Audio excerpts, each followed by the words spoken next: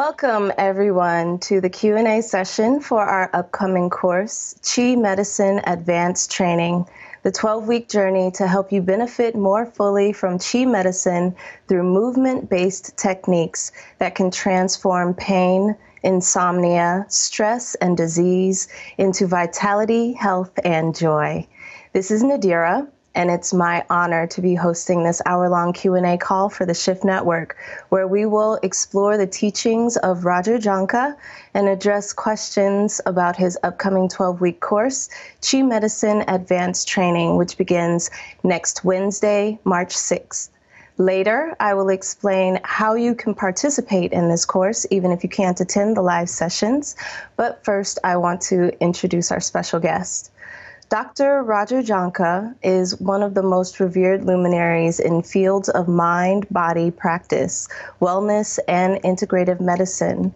Dr. Jahnke is the director and chief instructor of the Institute of Integral Qigong and Tai Chi in Santa Barbara, California, and a co-founder of the National Qigong Association. He's the author of several highly regarded best-selling books, including The Healer Within and The Healing Promise of Qi. In just a few moments, we're going to open up for questions, but first I want to welcome Roger, who will begin our call by leading us in a practice. Roger, welcome to the call. Nadira, thank you so much. I am looking forward to meeting everyone who is on the call right now. And just so we can start with one thought, the most profound medicine ever invented by the human race is actually produced spontaneously within the human body when we create the perfect conditions for that. And of course, the healer within, or the medicine within, is compromised if we don't create the best conditions for the activity of those naturally occurring healing resources. So our commitment, our goal, our intent for this course is to reach to as many people as possible. And you know, I say millions of people, to support them in realizing how powerful they are. We, as citizens, have been convinced that we cannot know enough. And it's just not true. And these practices, Qigong practices, are not only intent upon supporting us in developing and maximizing the healer within, the medicine within, the elixir within, but also to inspire us to believe in ourselves to the extent that we can move into almost like a new way of being.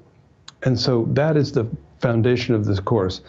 Teach you to practice, teach you ideas about the value of practice, to look at concepts like, for instance, science and modern or contemporary information at the same time as looking at the ancient wisdom developed by shamans, gurus, wizards of ages gone by, like thousands of years ago.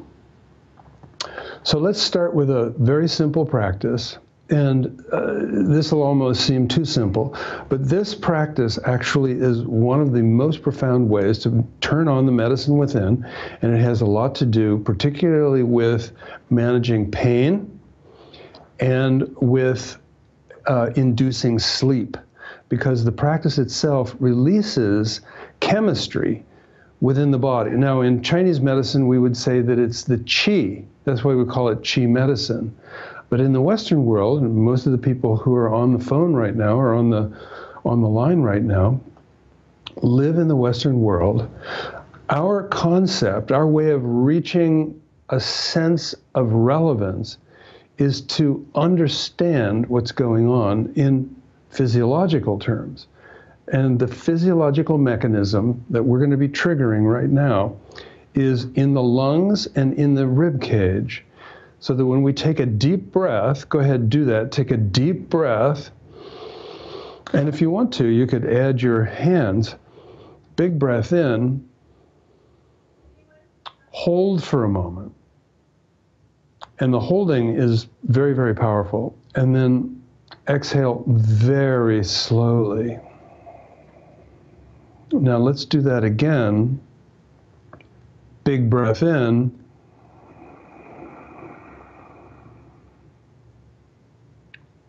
Hold. Exhale very slowly. Now on this third one, as you exhale, notice what you're feeling. Notice what you're feeling. Now there's two definitions for feeling. The first one is sensorily.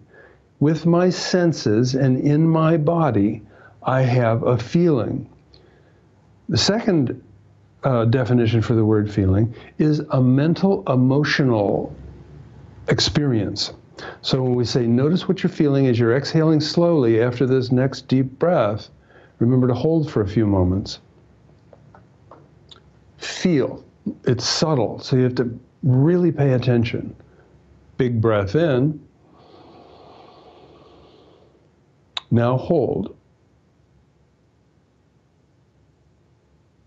Now exhale slowly and notice what you're feeling.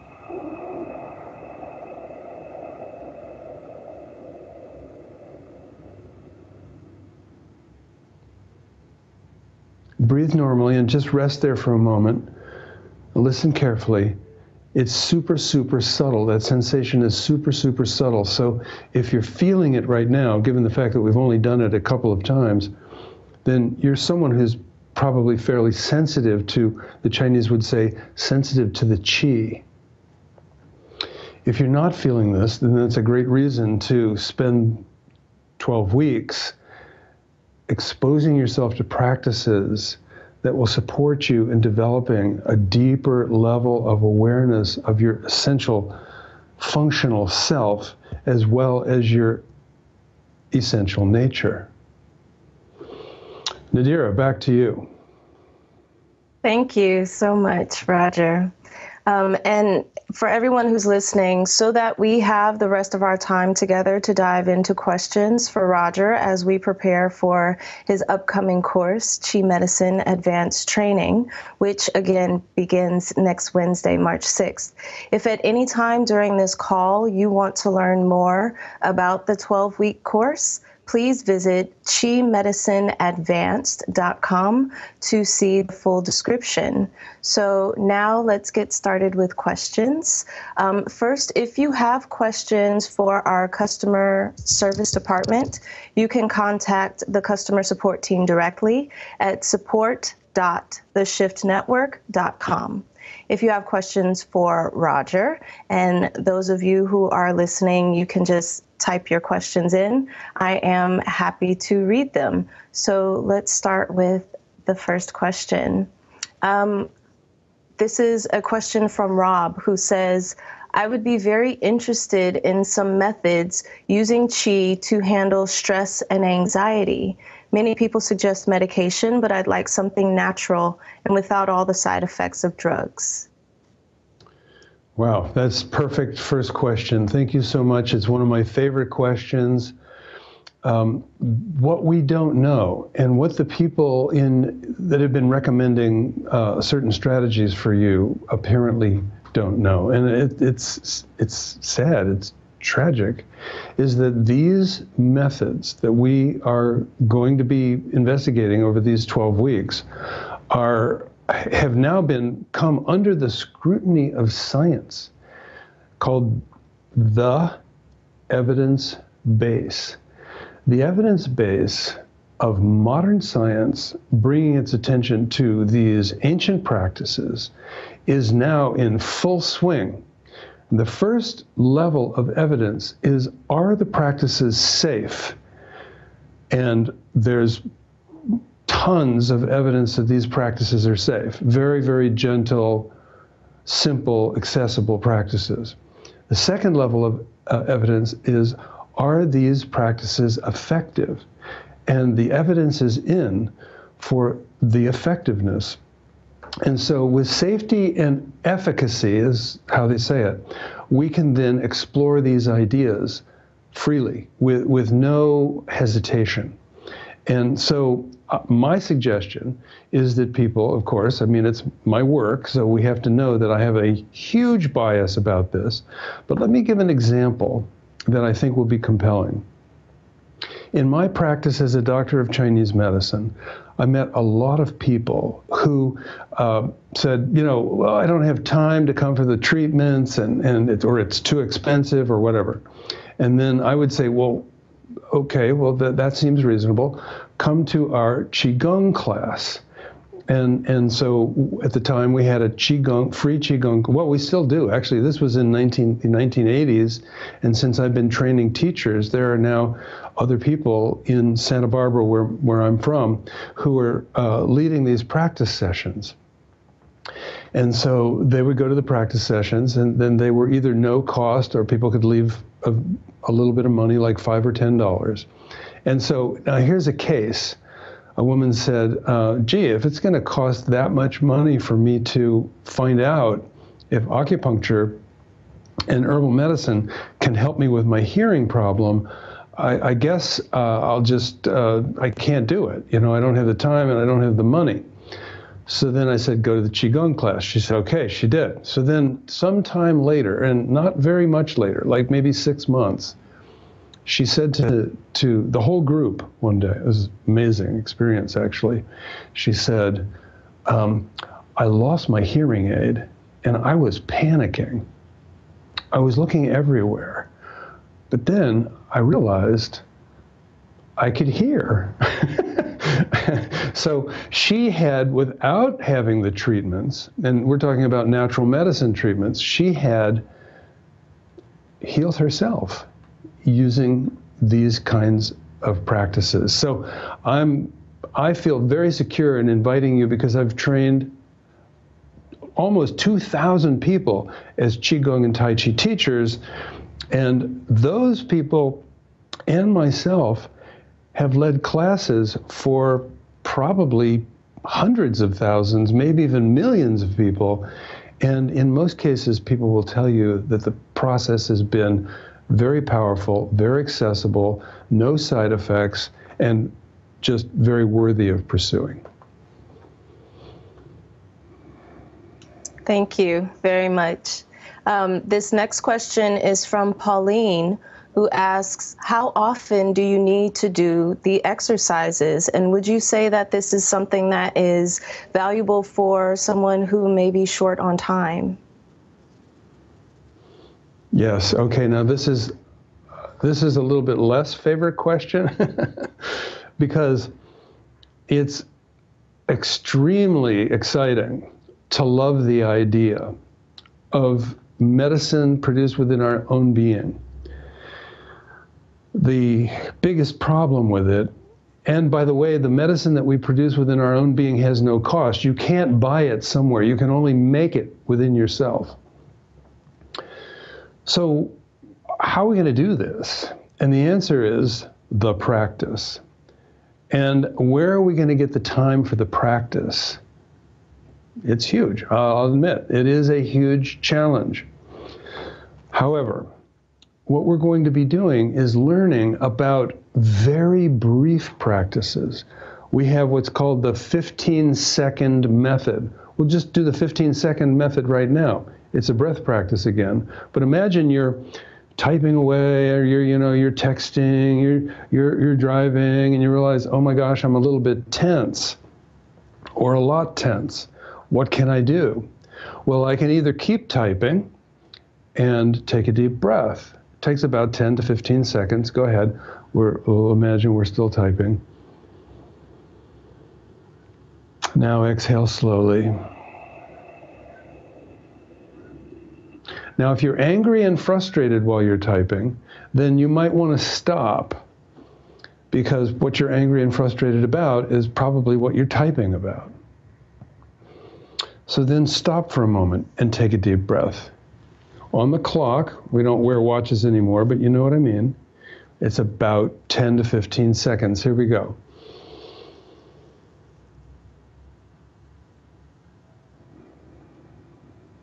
While you're exhaling, scan the body and release tension. Okay, now what's the difference between a 10-second method and a 1-minute method and a 10-minute method and a 20-minute method and a 30-minute method or an hour or whatever? And it goes like this. The magnitude of the number of moments that you are with purpose and intent, and these are very powerful language. Purpose and intent. The number of moments that you are holding with purpose and intent, the disassociation from the past and the future. So in other words, I'm not feeling the regrets of the past, and I'm not feeling the anxiety of the future. Basically, I'm stopping everything else. So when you stop everything else and use these practices, then we're making medicine. And the medicine that we're making can be calming medicine. It can be immune-like medicine, so it's killing the pathogens and so forth. It can also be, shall we say, functional capacity maximizing medicine, which has to do with extracting oxygen from the blood or delivering oxygen to the tissues and the organs, the extent to which the neurotransmitters are assisting different functions within all the different parts of the body, the extent to which the brain is being oxygenated. So the key is, can I stop everything for a moment? Then the next key is, can I stop everything for a few moments? And then the next key is, can I stop everything for a few more moments than a few moments? And eventually what happens, the big pie in the sky, the big win, the big hallelujah of Qigong is when we are able to use the practice where we stop everything to focus on the practice, to then transition those benefits into the car, into the shopping, into the relationships, into the work that we do. And so at the bottom line, what we're going to want to accomplish through our practice over time is to develop skills in an undistracted context, and then export those skills, to bring those skills out of the practice time into our lives. And so the amount of time that it takes to get going is a few seconds. The amount of time that it takes to familiarize ourselves well enough that we've got an internal experience, a feeling. Remember, feeling, there's two kinds of feeling. There's sensory feeling and there's emotional feeling. To be able to develop a specifically, what do you want to call that? To develop a sensibility, let's use that, to develop a sensibility about the value that we derive when we do the practice, and then bring that value into our lives, bring that value into our relationships, bring that value into our work. So I think that the small answer to your question is that in this course, what we're going to do is learn little things that don't take much time. Then we're going to learn, well, at the same time, we're going to learn how to have those little things have big value. And sometimes we'll do longer sets of practice to be able to let that value permeate and infuse. And other times we'll be talking about and familiarizing ourselves with how to use those little bits throughout the day. Thank you. And We're going to continue taking questions, but I just wanted to remind those of you who are watching right now that if you are curious to learn more about the 12-week journey ahead with Roger, please visit qimedicineadvanced.com and you can see more information about the details of the course. So for our next question, this is several different questions that I'm going to put together because they're all referencing physical pains and challenges that people might have. So we have a question from Jewel asking if this can help with an autoimmune disease, a question from Jan asking if this can help with back pain, and from Joanne asking if Qigong would be good for artery plaque. So those are all related to physical challenges that people might be undergoing at the time. Very good. Now, before we do that, I'd like to just take a moment to talk about the word advanced, because in many contexts, advanced means that I needed to know something first. And I just want to be sure that you understand that advanced means that we're going to be taking the same ideas that anyone would have ever learned before and deepen them. So for those of you who have not done this before or were not in any of our earlier courses, this course will basically start at a level that's going to remind people who've ever practiced before, and at the same time it's going to inform people who've never done this before. All right, so now on to and I'm glad you put the questions together, because the fascinating thing about Qigong is that it's global. In other words, you don't necessarily do a particular kind of Qigong for the plaque in the vessels, wherein then you do another specific different kind of Qigong for the lower back pain. And you do a different kind of Qigong for any other type of blood pressure, cancer, Parkinson's disease, any of that. So the answer is to basically go into the issue of what does it mean global? And by the way, the Chinese talk about qi, but in the Western world, we talk about function. Qi and function are in a very close relationship, because when the qi is operating at its greatest amplitude in an unrestrained way, it's the same thing as when function is operating coherently.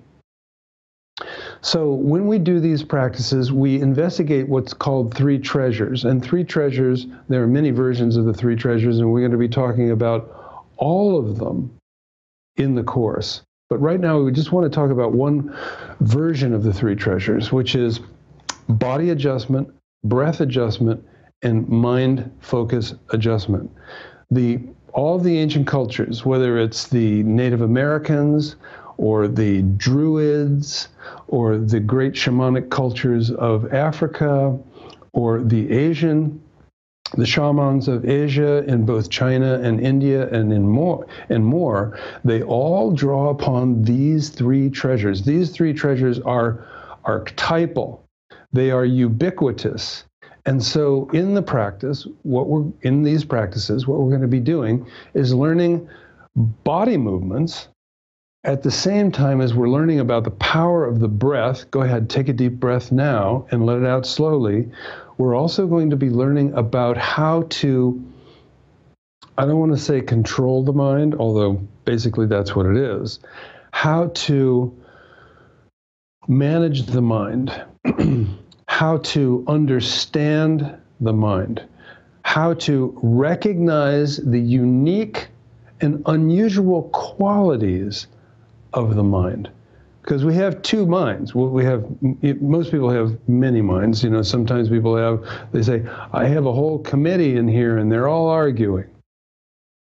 But for the intents of our conversation right now, there are two minds. There's the busy mind, the everyday mind, the worry mind, the calculation mind, the mind that can remember regret, the mind that can invent tragic scenarios for the future, as well as celebrations. And then on the other hand, we have what is called the wisdom mind, the Buddha mind, the Tao mind, as in the flow of the Tao, the bright mind, the original mind, the essential mind, also called the witness. And so as a part of what we do in learning Qigong, we develop the witness mind to be able to, shall we say, control or direct or manage the habit mind, the worry mind, and so forth. And so when we do these practices, we're going to be utilizing the three treasures in a multiplicity of ways. There are many, many different forms of Qigong and Tai Chi and yoga, because yoga is based on the three treasures as well. And those will then be focused on how the system refines function, or what the Chinese would say, maximize Qi capacity. And so as we maximize function or maximize Qi capacity, it isn't directed at any one aspect of our body. It's not just for the head, it's not just for the heart, it's not just for the back, it's not just for the knees, it's not just for the elbows. Then, in addition to that, we learn how to direct the healing resources. We learn how to direct the healing resources to the part that needs it the most. So a person who wants to direct the healing resources for pain will have some, usually it's massage and some intent and some breath practice, all linked together with some stretching and so forth. So we will be learning, you will be learning how to tailor, modify all these practices in such ways that then they become yours. And so then the person with this kind of a disorder will use these practices in their way. The person with that kind of disorder will use these practices in their way. And by the time we get through our 12 weeks, each person will have developed a unique, super empowered personal knowledge base about these practices, which then you can use with, you can then read books, go to YouTube and learn more.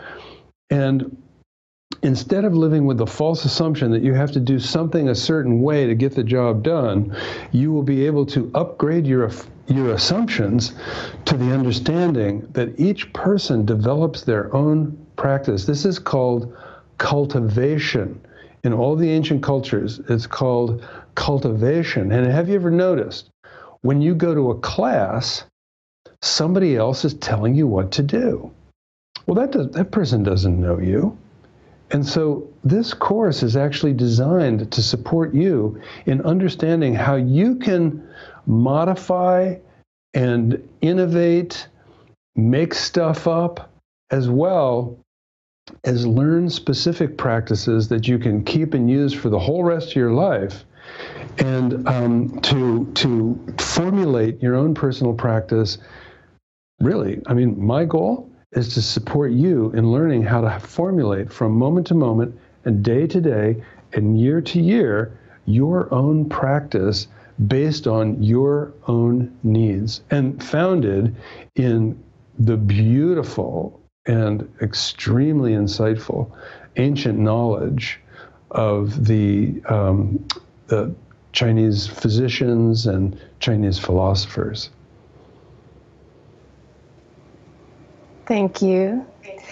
And this next question is from Ilsa, who says, I was wondering if you would speak to the use of Qigong for spiritual awakening and how much of the upcoming course will be about the spiritual aspects of Qigong. Yippee. This is one of my favorite questions. I like to tell you whether it's a favorite question or not, because sometimes questions have challenging answers. And, you know, when you ask a question, you're probably wishing for good news. And so not every question has a good news answer, but this question has a great news answer. And that is, and I hope you won't think I'm oversimplifying this, but I think that if you know a little or even a lot about Qigong, I think you'll understand what I'm saying. And if you don't know anything about Qigong, you'll understand it to a certain extent as well. And be inspired. Inspired, by the way, means to feel the presence of spirit. Spirit within, inspired. But isn't it interesting that inspire also means to breathe in? It's just a beautiful coincidence. Or maybe it actually was on purpose by the people who developed the language. So I think of this whole thing as being bottom up, top down. Now, the bottom is the aspect of ourselves which is associated with the earth. And in Chinese philosophy, that would be what we call yin. And the top is the heaven. The Chinese do not have a word for sky that the Western world translates as sky.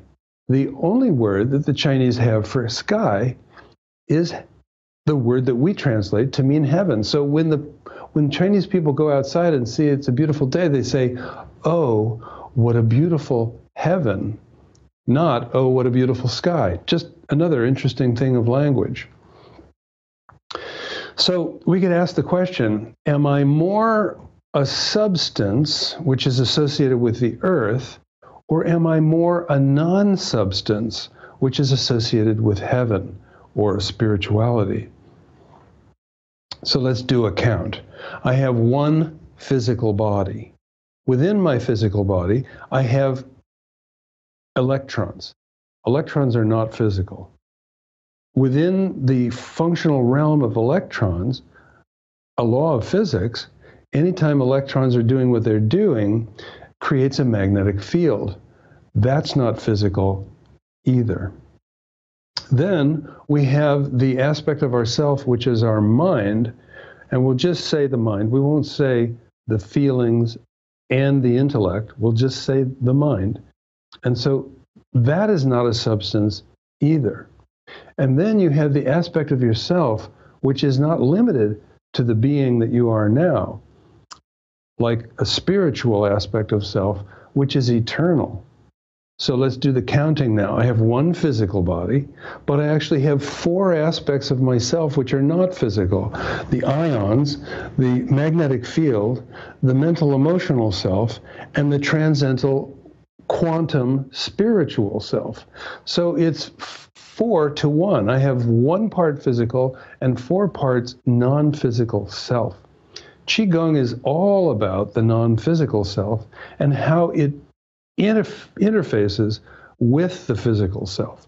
So if a person says, I only have a spiritual interest in Qigong, then there's all kinds of Qigong and ways to modify Qigong to be mostly physical. Person might say, I'm more interested in trying to calm down and not feel so panicked all the time or depressed. Well, then you can use Qigong to focus on the aspect of ourselves, which is mental emotional. Person might say, I have physical challenges and I really want to feel better. Then that person would use Qigong to maximize the functional capacity to relieve pain, maximize sleep, encourage all the systems, the immune system, the digestive system, the circulatory system, the neurological system. In the end, it's all integrated. So a person over here might say, you know, I just want to take this course because my body hurts, I can't sleep, and I'm depressed. person over here might say, the only thing I want out of this course is to be able to actually connect with the aspect of myself which is typically neglected, which I'm going to call my spiritual self. Both of those people can be in this class. This class is developed so that it can serve every kind of person and every kind of interest. And you might think, well, that sounds impossible, but I've been doing this for a long time and I know how to do that, and I will be doing that. This class is going to be very personal.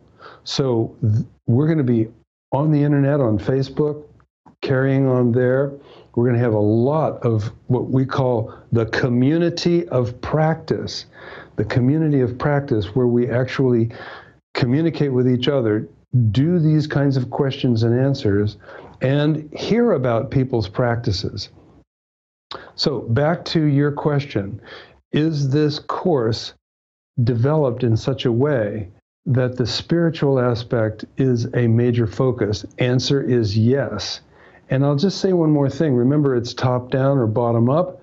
The bottom up is, I got to get my body working because otherwise I just don't have the bandwidth to be able to have a sense of what my spiritual self is. And other people will say, I think if I work on my spiritual self, my body is going to work better. And both of those are so. And so I try as a teacher to create experiences where no one is left out and everyone is encouraged to interpret the experience that we're having in a way that serves that individual. And of course, our goal is to have thousands and thousands and thousands of people in this class, maybe not right away, but eventually. And so, and by the way, you know, if you have friends or neighbors or anybody who's interested in these ideas, please share, because having a big community of practice is very inspiring. And because of the nature of the quantum field, the more people who are in this class, the bigger the chi field, and there's some power in that. Thank you very much.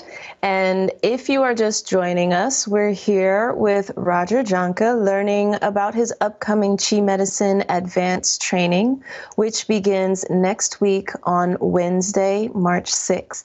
So please log on to chimedicineadvanced.com for all of the details and to register for the course. Now, the next question I'm very excited about because I've made a commitment this year to doing better around my sleep. So this question is from Jennifer, who says, I would like to learn to sleep at any time. I wish for at least 8 hours every night. Is this possible for everyone? And I'm adding the question, can you let us know how Qigong will support restful habits for all of us? Yes. So let me go to the last part of the question, which is, can Qigong support us in developing restful habits? The answer is absolutely yes. And then, is there Qigong for maximizing sleep? Absolutely yes. So then the question becomes, how much like a pill is it? And the answer is that personal attentiveness, personal purposefulness is required. So in other words, what we can't say is, I like the idea of Qigong. If I like the idea of Qigong, will that put me to sleep? No.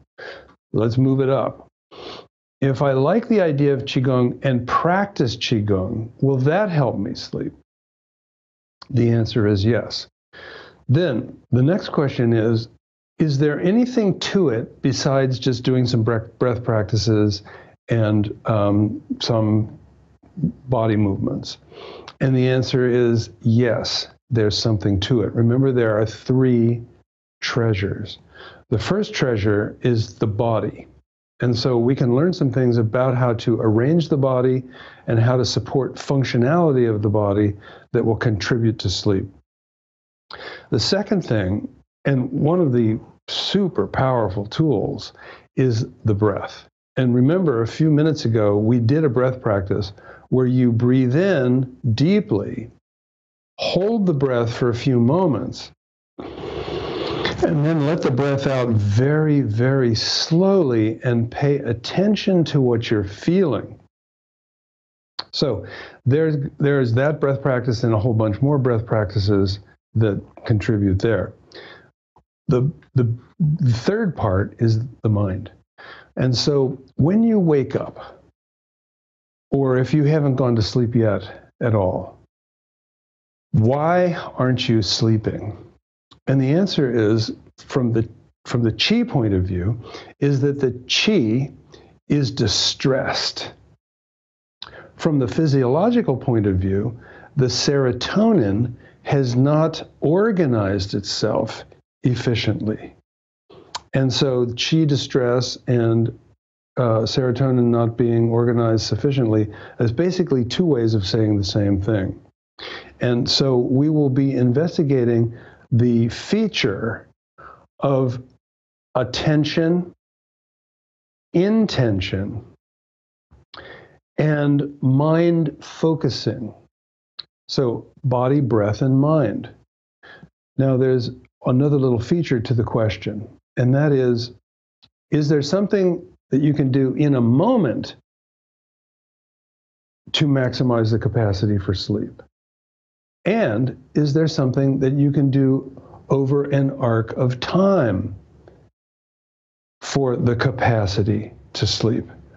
And the answer is both. So we can't sleep. What can we do in this moment? We will learn that in the class. And second part is, what can we do to organize functional capacity, or to bring the Qi into harmony and balance to the extent that we don't need a little short-term thing to do, because we've done a long-term thing that actually contributes to the serotonin configuring itself in such a way to support natural sleep.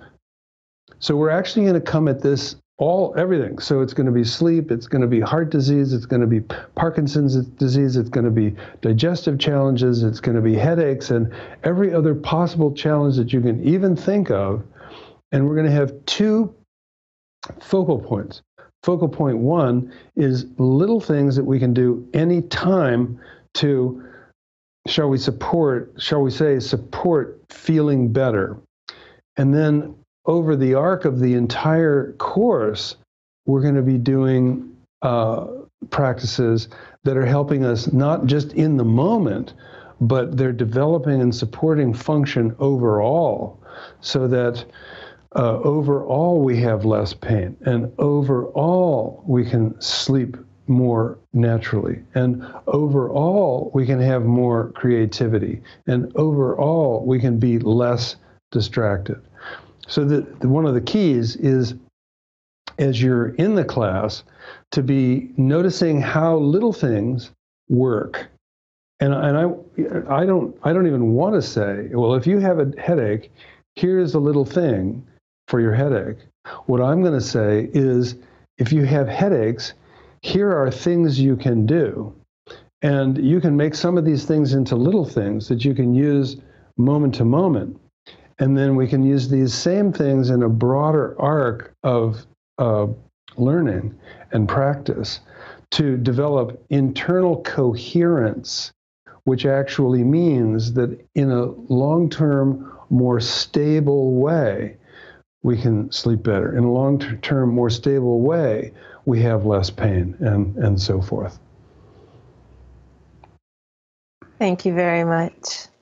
And the next question is, I don't see a name associated with this one, but the question is, can Qigong help someone who identifies as an empath to learn and develop their gift? Wow, I like that. I'm not sure if that's a favorite question or not. Let me just say that empathy? Yes. Okay, the answer is yes. Here's why. Because empaths, whether they're already empaths or whether they are actually not empaths and would probably have a much better experience of life if they were empathic. Because in the final analysis, if we're not empathic in our lives, we're not listening. And when we're not listening, the person who's trying to communicate is not getting their message through. And there's way too much of that going on in the world. And so my goal would be to have everybody develop the skill to be interested in others. Curiosity is the foundation of empathy. And so how Qigong works for that is it supports us in developing the capacity to be thoughtful, to hesitate before speaking, to actually be interested. So let's imagine that someone is making a declaration that you actually don't agree with. Does that mean that they are unworthy of being alive? Certainly not from their perspective, and ask their mom, not from their mom's perspective. So from what perspective do we have the right? From what perspective do we have the right to not be interested in another person's point of view? I mean, that's the foundation of peace. So how do we develop the capacity to on purpose, with intent, cultivate peace within ourselves? How do we develop the capacity to cultivate peace in relationships? The answer is, the answer is that when we develop the capacity to cultivate peace within ourselves, it helps to be less reactive and more responsive and thoughtful and thorough. And with being more responsive and thoughtful and thorough, we can develop the capacity to be interested in others. And then we can have conversations that are actually based on the fact that everybody's listening. So I can tell you that probably my first personal interest in developing a career for myself wasn't necessary to be a doctor. My first personal interest was to be a part of how the world could be a better place.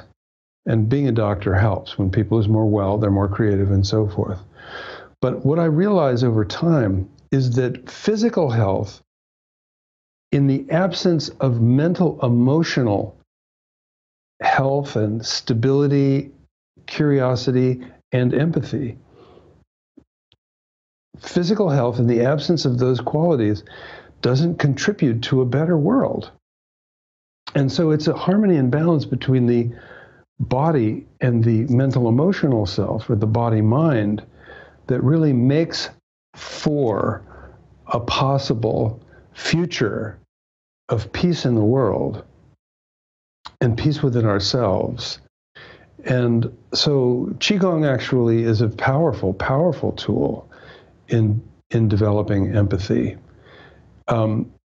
Interestingly, you can never demand another person to be more empathic or curious, but you can show them what a curious and empathic person looks like.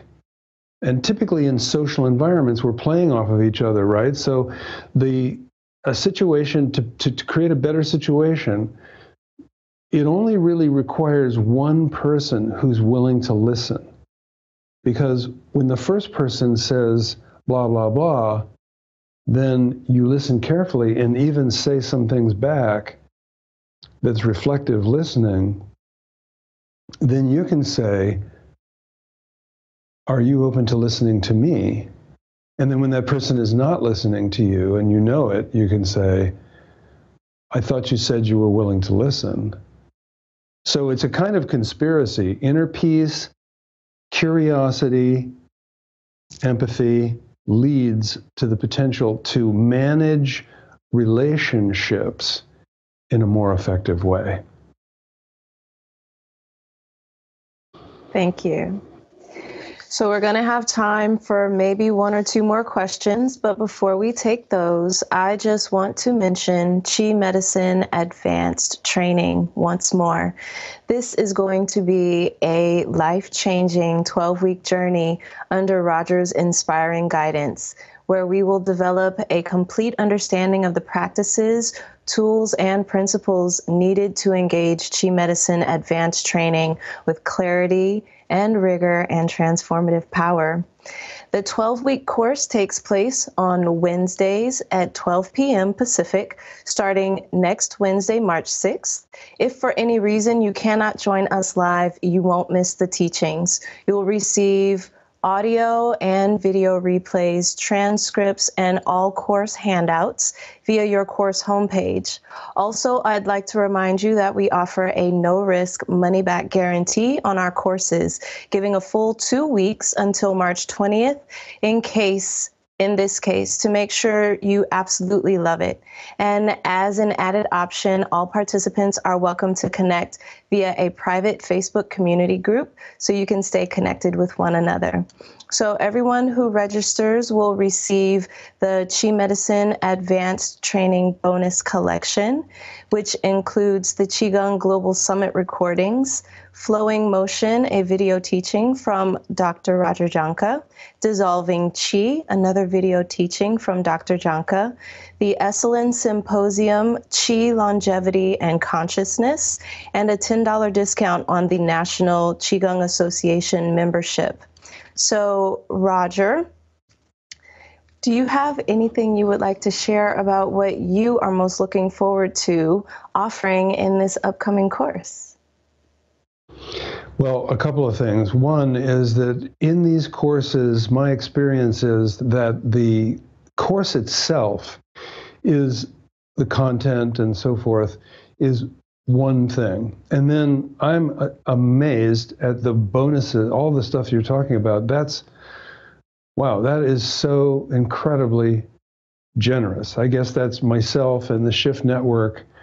I didn't know that's just fantastic. Then there is the community of practice. And I really encourage you to engage in the Facebook dialogue.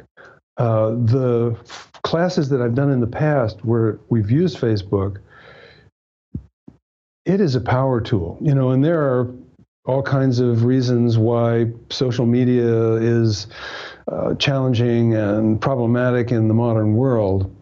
But I have to say that I have been inspired and surprised by the how much we can get done in an online course, and then the extent to which that whole experience is expanded and extended by the utilization of the Facebook page. And one of the things that I love is the fact that we invite the participants to act in the role of knowledge sources. So some of the people who are going to be on this course have been practicing Qigong for years. Some of the people that are going to be on this course have been are teachers. Some of the people that are on this course have actually done very little Qigong, but had very big results. And so I invite everyone who participates in these courses to step in and engage. So in other words, when somebody puts a question up or is clarifying a detail, instead of having to wait for myself to show up and be the person who knows of everything, which I don't even like the idea of being the person that knows everything. What I like is the idea is empowering a community of practice empowering a community of practice, because what happens when we empower a community of practice? Well, then those people are in relationships with their family and their co-workers. And so the benefits of being in this course can ripple like stone in a pond. And then when it hits the edge of the pond, it ripples back. And then later people bump into each other, or ripples bump into each other. And pretty soon what happens in a society is a concept is normalized. When we normalize and socialize, meaning bringing an idea from being weird and unusual into the center of the social interactivity as a normal part of life, then the likelihood that the benefits of whatever the class was that anybody went to is now having an influence on the whole culture. So not only are we in this course going to be doing ripples, but we're also joining, and this is a classic Qigong idea, we then are joining with not only the people all over the world who are doing Qigong whenever we're doing it, but also because of the nature of time and physics and so forth, we're joining everybody in the world who does Qigong, whether they're doing it or not, plus everyone who's ever, I love this, anyone who's ever done Qigong. So the concept is that we're building a massive presence of focus and intent. People don't even have, we don't even have to leave our homes to have an influence on the world, not just because of the internet, but because of the Qi field. So, I mean, there's many, many things that we could say in wrapping up. Remember, the most profound medicine is produced within the human body for free. You cannot buy it. You can buy this course, but you cannot buy the medicine within. You can only make it. And then, with what we learn in this course, you get to keep that and use that for the rest of your entire life for no additional cost. So this is like an insurance program. This is health insurance. Basically, this is a health insurance course. And no matter whatever kind of health insurance you have, particularly the money that you pay as a part of your what you earn that goes into your account for Social Security and so forth. What would happen if you put in thousands and thousands and thousands and thousands of dollars, but then you never needed to use your health insurance? What would happen? Well, our government would put art back in schools. They would fix bridges that aren't working. They would fix potholes in the roads. They would do a better job of fending off security threats from other nations. So when citizens, sorry, I'm on my soapbox now, when citizens take care of themselves, it's an act of patriotism. It's a contribution to money that is not spent on medicines that are not needed to prevent diseases that are preventable. So let's have some fun, and it's meaningful, good fun. I look forward to meeting you. Thank you very much, Roger. It's been great speaking with you, and I want to thank everyone for being with us, and Roger for sharing your wisdom and teachings with all of us on the call today. So Qi Medicine Advanced Training starts next week, Wednesday, March 6th. And again, please visit qimedicineadvance.com to learn more or to register. And Roger, I want to end with one last question, which is from DeTerrell, who says, how long would you recommend practicing to develop optimal health? So we'll end with that question. Yes. So first answer is for the rest of your life. Second answer, so in other words, develop a practice and continue to cultivate and refine for the rest of your life. And that goes all the way up to the last second And think to yourself, as I am departing from this realm, what do I want to be experiencing? And what kinds of skills do I want to have? So in your final moments, in our final moments, one skill that we want to have is not panicking. Not panicking. And Qigong is all about not panicking, and we might as well get started right away because we're panicking, kind of all the time. So then I think what you were really asking is how much practice should we do every day? And this really just doesn't have a good answer. It's one of my least favorite questions. And here's why. Because a person says, I love the healing promise of Qi. By the way, that's the name of one of my books. I love the healing promise of Qi. And I love the healer within. That's the other title of one of my books.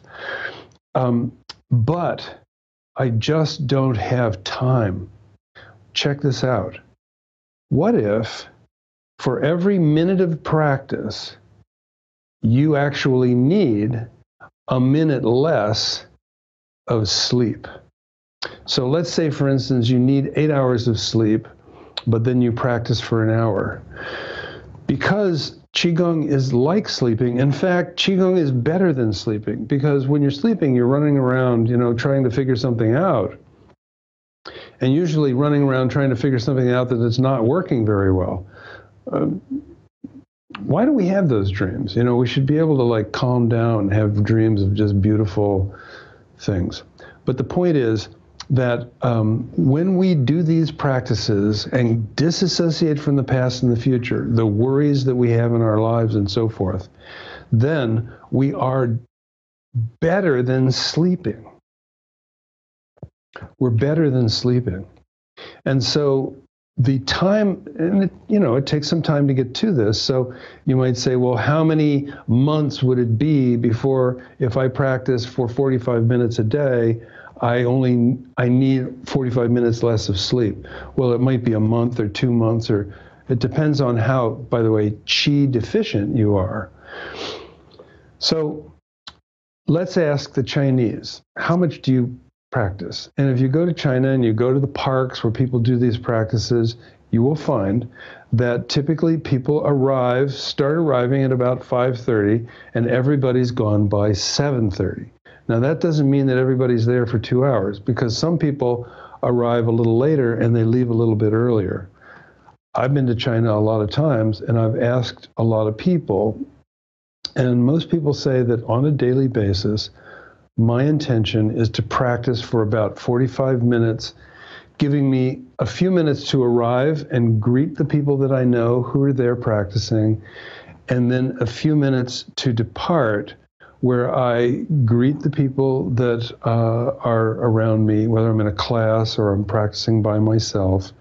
And so that ends up being about an hour for an average person. So it could be like 40 to 45 minutes of practice, equaling a total of an hour, or 25 to 30 minutes of practice, equaling about 45 minutes.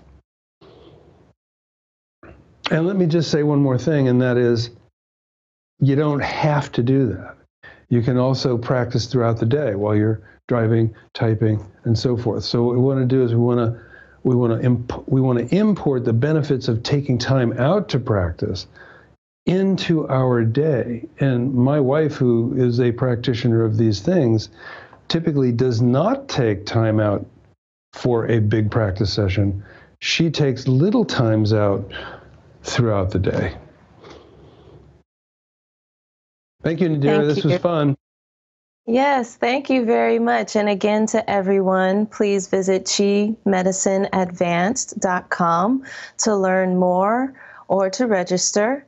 And thank you for joining us today. On behalf of all of us at the Shift Network, I wish you well and look forward to having you on this course and to seeing you on many courses in the future. Be well.